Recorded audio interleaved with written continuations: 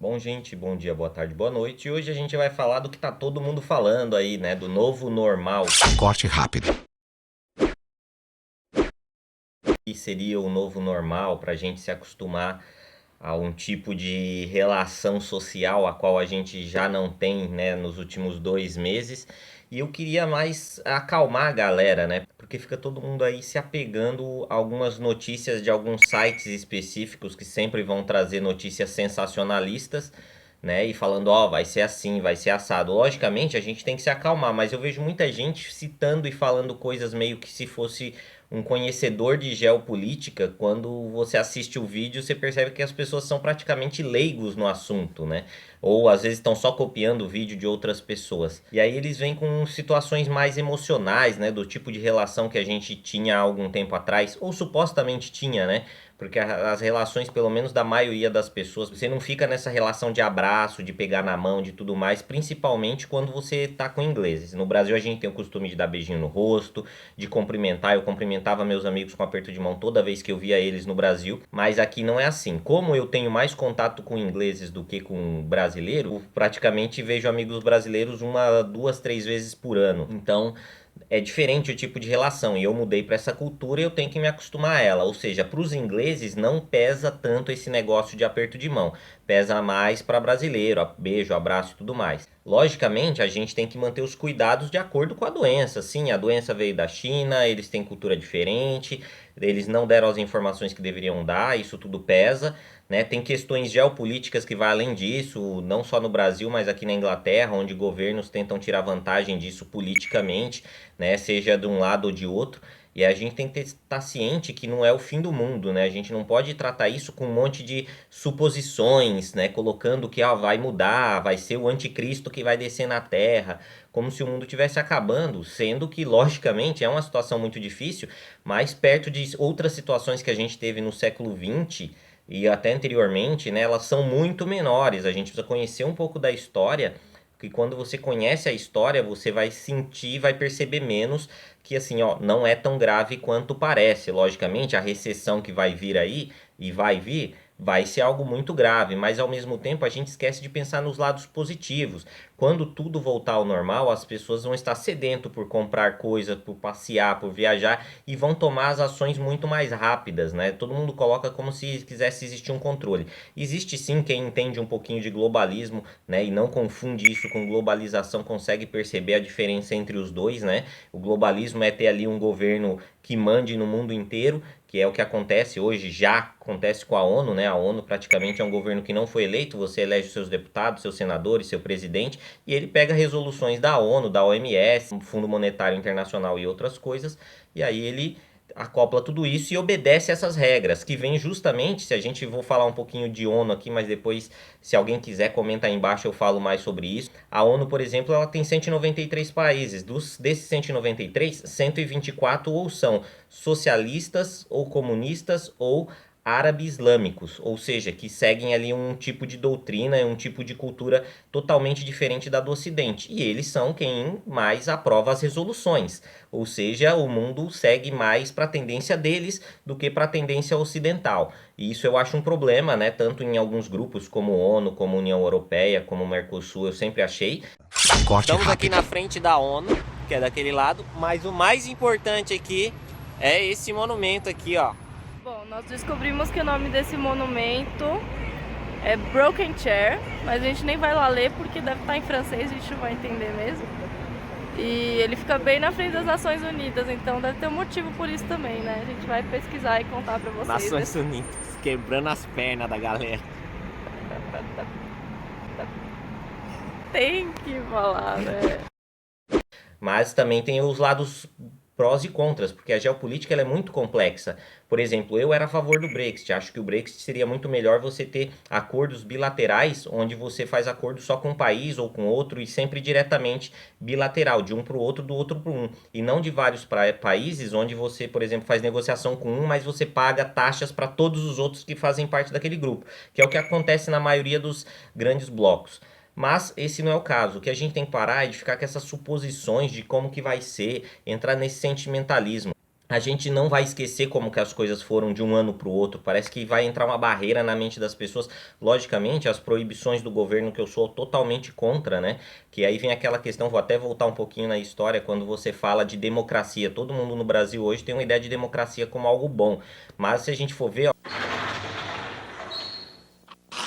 Senta que lá vem a história. tem a monarquia. A monarquia é um governo, seria o governo de uma pessoa, né, de um líder ou de uma família que se mantém ali no país, e quando esse sistema é corrompido, essa monarquia vira uma tirania. Quando poucos governam, a gente tem uma aristocracia. Essa aristocracia, quando ela é corrompida, ela vira uma oligarquia.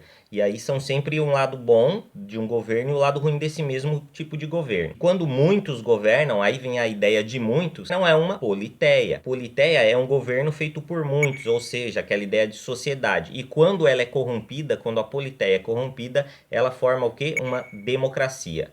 E aí a democracia, ou seja, no tempo grego antigo, ela vem, né, a política mundial, você tem aí a República de Platão, né, a explicação de tudo isso. Aí a gente vê que a democracia, ela é uma politeia corrompida, ou seja, ela já vem no seu histórico com um pouco ali de, digamos assim, corrupção. Ela vem corrompida, ela não vem na sua raiz, na pureza de passar todos os poderes reais para o povo. Ela, de certa forma, o povo elege alguns políticos, esses políticos esquecem depois do povo e começam a tomar ações por si só. E é isso que acontece na maioria do mundo democrático hoje em dia. E aí as pessoas se aproveitam disso para se colocar como controles, mas a forma, né? Todo mundo tá usando hoje progressista, que é uma coisa que relaciona na mente inicial de pessoas a progresso, é de partidos que normalmente o país que tem eles, né, como progressistas não tem progresso. Por exemplo, República Democrática, a gente vê com a Coreia do Norte, República Democrática da Coreia do Norte, a Alemanha socialista era assim, né? República Democrática da Alemanha.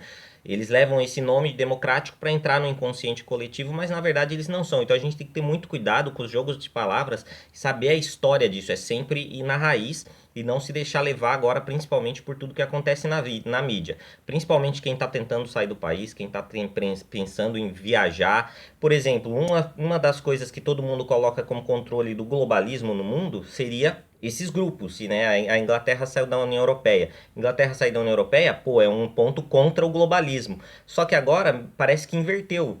Quem fica falando de globalismo, o globalismo então parece que agora quer que as pessoas fiquem em casa nos seus países e não saiam, não tenham mais esse contato. Ou seja, ainda é muito cedo para fazer um monte de projeção, suposição, criar hipóteses e gerar esse medo no povo, né? A gente ainda não sabe, inclusive digamos assim, quem manda no mundo ainda não conseguiu tomar ali uma decisão correta. Por isso que está tendo esse bando de decisões erradas e informações erradas o tempo todo. Então a gente tem que mais ter calma, não se deixar levar pela quantidade de informação, até porque tem muita gente em casa, né? Principalmente a galera que tá vindo para fora, que sonha em vir para fora, e acaba aí se deixando levar por alguns vídeos que na verdade são caça-cliques, né? Eu tava vendo alguns vídeos aí sobre justamente o tema que eu coloquei aqui embaixo, que é justamente para ver se gera algum view. Então a gente tem que ver que não é esse problema que todo mundo tá colocando, não é esse fim de mundo. A gente tem que parar com teorias conspiratórias e ter calma.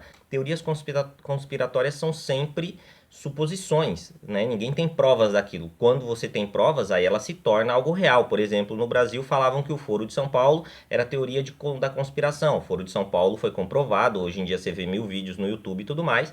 Só que muita gente se aproveita disso, da chance de ter um pouco de realidade nisso e sai soltando coisas, apelando para o sensacionalismo, para o sentimentalismo e também para a questão humanitária, né? Isso aí chama muito a atenção e aí parece que o mundo está acabando.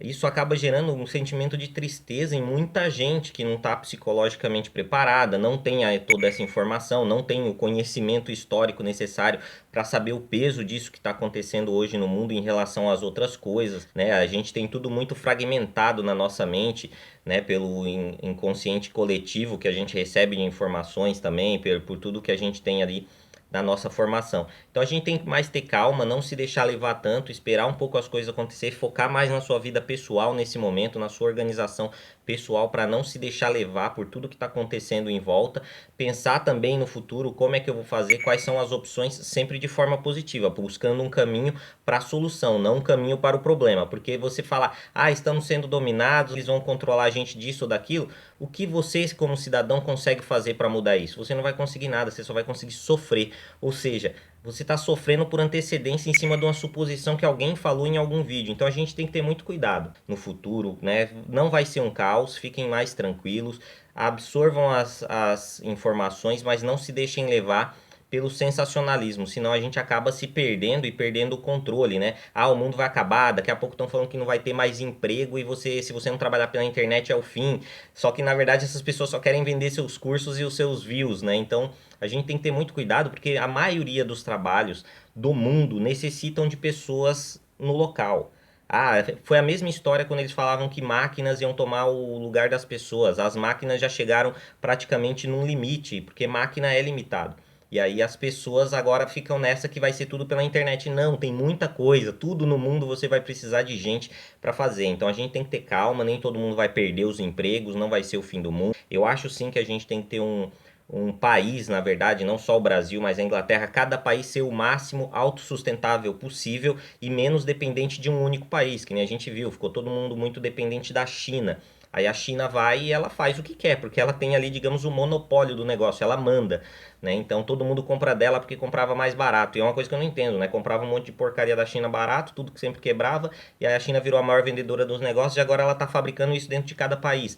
Mas foram escolhas. Então é o que aconteceu hoje no Brasil, acontece até com os Estados Unidos, né? Ele acaba meio um pouco dependente da China em alguns pontos, justamente porque a China era o maior fornecedor daquilo, que nem o Brasil é o maior fornecedor de carne para a China. Ou seja, se a gente não fornecer carne para o resto, a gente quebra, porque a gente precisa vender, né? Não só carne, mas também como grãos, etc.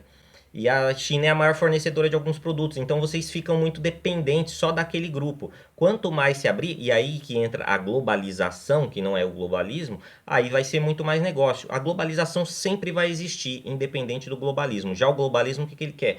Fundir com a globalização para fazer o povo cada vez mais ficar dependente de um só determinado grupo. E esse determinado grupo justamente é aqueles que estão no poder ou que são maioria em um grupo que comanda ou dá as resoluções para o restante. Mas a gente tem que ficar calmo, entender com bastante calma tudo isso, não se deixar levar, porque senão a gente se leva pelo sensacionalismo, sentimentalismo, pelo título de manchetes de alguns jornais, seja aqui da Inglaterra ou seja do Brasil, e aí a gente vai se perder no bando de informação. Então fiquemos mais calmos, vamos cuidar mais da nossa vida, ver o que a gente pode fazer de melhor pra gente, para as pessoas que estão próximas da gente, e esperar ver o que vai acontecer. Se a gente ficar vivendo de suposição, a gente entra em um negócio meio de terror interno, né? A gente acaba ficando com muito medo e é justamente isso que faz as pessoas no mundo tomarem decisões erradas, né? O medo, a pressão do que vai acontecer, vai ter um colapso. Foi isso que fez a Alemanha apoiar Hitler, por exemplo. Foi isso que fez a Rússia, né, a União Soviética, apoiar o Lenin, depois apoiar o Stalin. O medo do que iria acontecer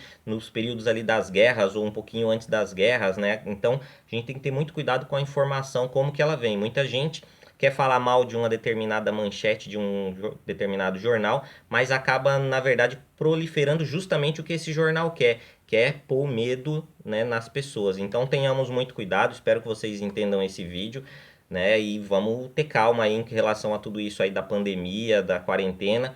Vamos seguir as normas, tudo que tem que fazer a nossa parte. Quem tiver que trabalhar, vai trabalhar. E aí, espero que vocês entendam. Esse foi o vídeo de hoje. Se você gostou, deixa seu like, deixa seus comentários a respeito desse assunto. Se você quer que a gente fale mais sobre esse tipo de assunto aqui. E aí a gente se vê no próximo vídeo, beleza? Então é isso. Um abraço e até mais.